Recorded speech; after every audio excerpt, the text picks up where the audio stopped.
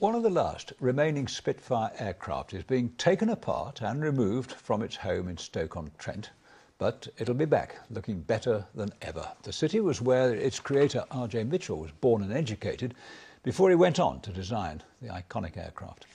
Andy Bevan was watching as specialist aviation engineers began to dismantle the Spitfire, known as the RW388, and took it away in readiness for restoration.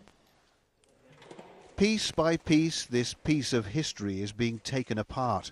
Spitfire RW388 is being removed from the Potteries Museum in Stoke-on-Trent and is off for a facelift. When it returns, although it'll never again take to the skies, it will be back to its visual glory of 1945, and it'll move into a new home, a glass extension to the museum which will show off the fighter to all who pass by and complement the statue of its creator which already stands outside. For Reginald J. Mitchell's great-nephew, whose Operation Spitfire group has campaigned for a new home for the plane for 5 years, it's a day of great emotion.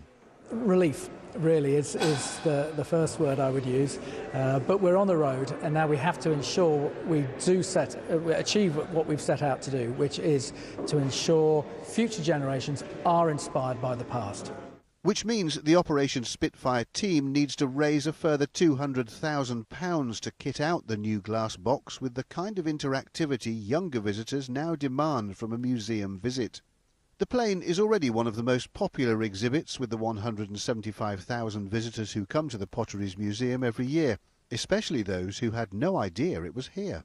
It's that connection with Reginald Mitchell, who was born and educated in the area. So it's very important to us because it's such an iconic object. And we get so many inquiries about it. And it adds to the story of Stoke-on-Trent. You know, it's another one of the facets of the history of the place. RW388 rolled off the Spitfire production line at Castle Bromwich in Birmingham in 1945.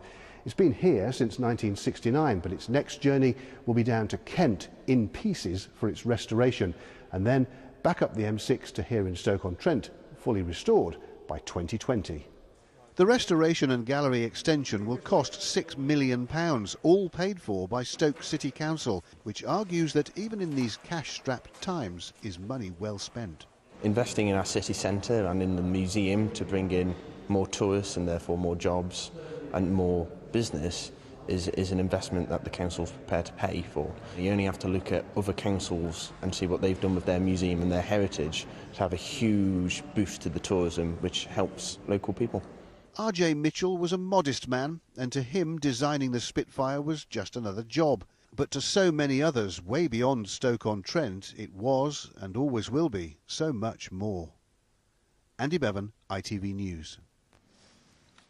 Look forward to seeing the finished product. Right.